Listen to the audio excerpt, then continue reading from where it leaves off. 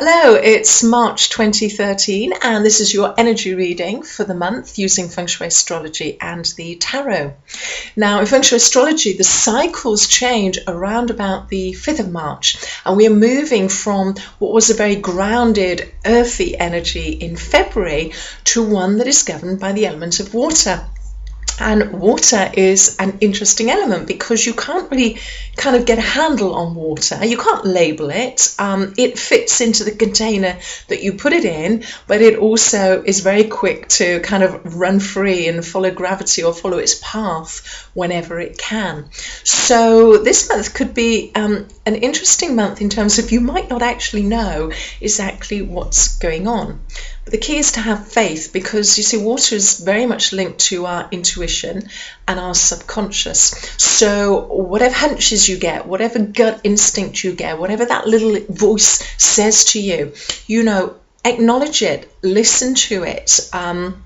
You don't always have to follow it if it doesn't make sense, but just bringing that into your decision-making process will really help you bring some wisdom into how you're living your life. And water can teach us a lot about just listening to ourselves. So intuition is going to be very strong this month. However, there is one little fly in the ointment because we have just moved into an energy cycle for the year that is governed by the earth element. Now, as I said, water likes to roam free. When we throw earth into water, we get blockages, we get dams, we get maybe things building up before we break the dam. So there could be elements of, us holding things in, and then we try so hard to hold it in that everything just goes and comes out and maybe doesn't come out the way that we want things to. So it's important to recognize your own inner pressure gauge, I suppose. When you feel things are building up, just do something to let off that steam. Punch a cushion, go and scream somewhere, go to the boxing ring and thump something that isn't going to feel it. That's really, really important to do because you see the other thing about water is water encourages us to be very flexible. And when we hold things in, we become very rigid as well. And, true strength is really with flexibility because if we can bend under pressure, it means when that pressure is gone, we can bounce back up a bit. If we hold ourselves rigid, we're going to break. So that's probably my best advice, I think, for March in terms of the energy. Now let's see what tarot cards we got here. All these tarot cards came out upright, and the first one actually flew out of the deck. It's always, if you do tarot yourself, whenever you're shuffling, take note of the cards that almost jump out because it's as if they want to get a quick message to you. And the one that jumped out at me was the Nine of Cups. And this is a really nice card actually. So that was the first one that came out. The other two weren't quite as forthcoming, but they did toddle out eventually. The next one was the Page of Pentacles, and then the last one which came out was the Fool. And those of you who listen to this reading quite regularly will know that I absolutely love the Fool. It's a really exciting card to have. So let's look at this first one because he was very keen to get his message across. If you link to me on Facebook or Twitter, you'll see that he came up on one of my daily tarot readings quite recently. And I was speaking very much about emotional intelligence. And to me, this is what this card represents. You see, we can be controlled by our emotions, can't we? We can kind of go off all over the place and, do sort of knee-jerk reactions and all that sort of thing. Or we can actually have the emotions, we can recognize them, but we can control them. We can be in charge of our emotions.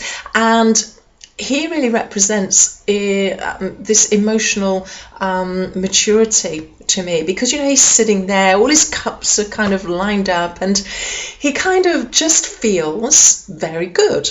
and he feels very good because he chooses to feel very good. So it's all about being in control. Okay, you know, we may have had a bad day, we may have not got that parking space, we may have, you know, lost our keys, we may be late for an appointment, but all that stress as it builds up, doesn't necessarily mean that we have to be upset with other people, we have to take it out on the dog or whatever, anything like that. We can acknowledge everything we feel, but then we can still choose to look on the bright side and be happy, and we can be in charge of our emotions. So I think he's a really key one here.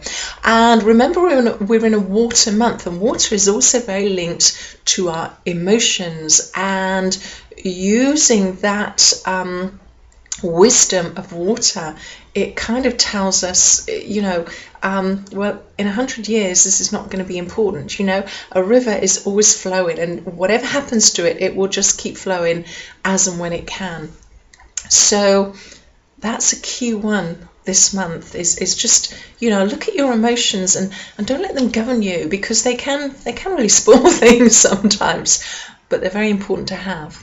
Okay, the next card is this Page of Pentacles. Now, pages are great because they normally bring along opportunities. And Pentacles is all about our physical world. So it could be health, it could be money, it could be anything that's going on physically within the material world. So the page is very much bringing so these opportunities to do well in this physical world. So the key is to open your eyes and to look for them, because sometimes the page can be very, very subtle.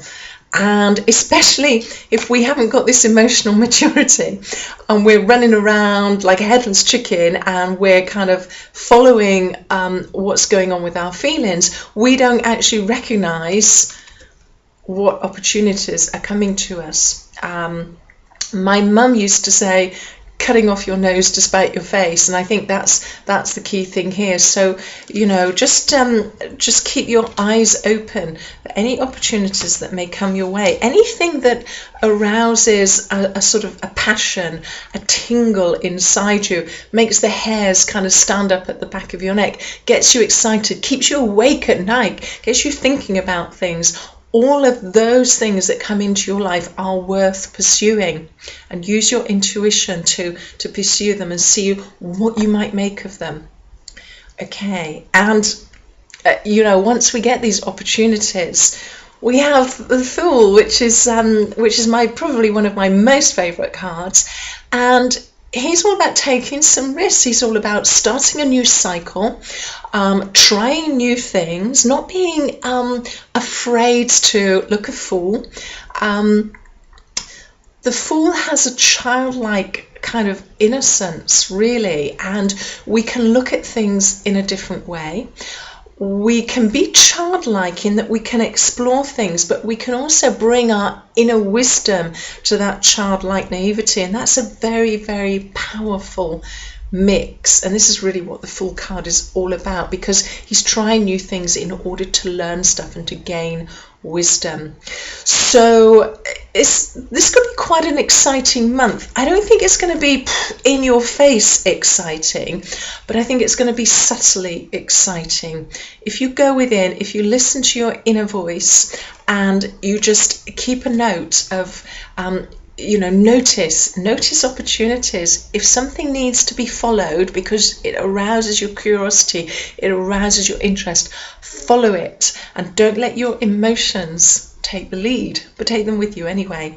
And that's about it for March. I hope you have a lovely March. Here in the Northern Hemisphere, we're just coming into spring. I've got some daffodils behind me.